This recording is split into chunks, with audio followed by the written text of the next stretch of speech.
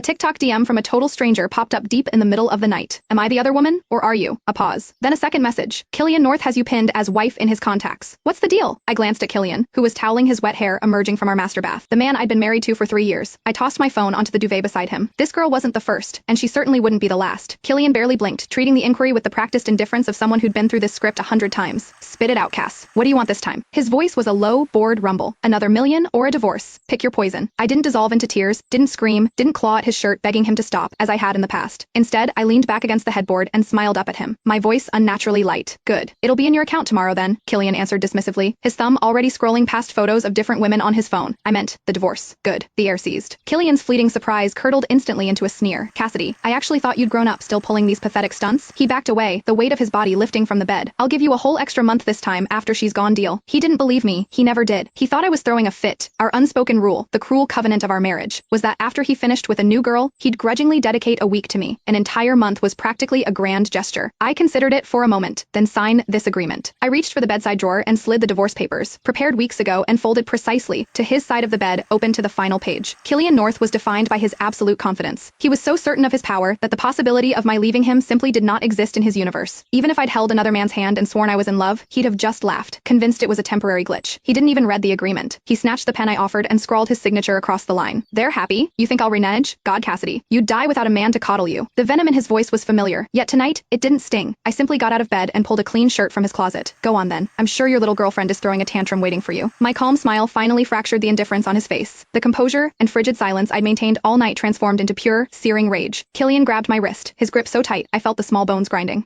How are you still so pathetic, Cassidy? You used to lose your mind when I did this. You used to cry and beg. Why aren't you angry? Why the hell are you playing the quiet, supportive wife? What are you staging? His voice dropped to a hateful whisper. You forced me into this, and now you look like the victim. God, you're disgusting. The front door slammed shut, rattling the windows. I smiled, a silent, empty gesture, and then the coughing started. It was a raw, wrenching spasm that knotted my chest and pulled at my insides until I finally spat a gob of viscous crimson blood into my palm. He hated me. He used every cruel weapon he could think of to punish me, but we had been torturing each other for far too long. It was time to end it. Years ago, back in high school, Killian used to write me letters, hundreds of them stacked together. They were almost as thick as a phone book. I'd read them so many times the paper was soft, tattered, and wrinkled. On nights like this, nights when he was gone, I always reached for them. Tonight, I didn't cry into them. I lit a match. In the quick spreading flames, the paper curled and the ink blackened. Through the heat haze, I saw the memory of the boy in my mind. Killian, his face streaked with tears and blood, begging me not to leave. Killian and I were meant to be our mothers. Best friends who practically raised us together, had joked about our marriage since we were toddlers. We grew up believing we were one of those couples destined to share a life. A relationship that was simply fait accompli, until the bottom fell out of the world.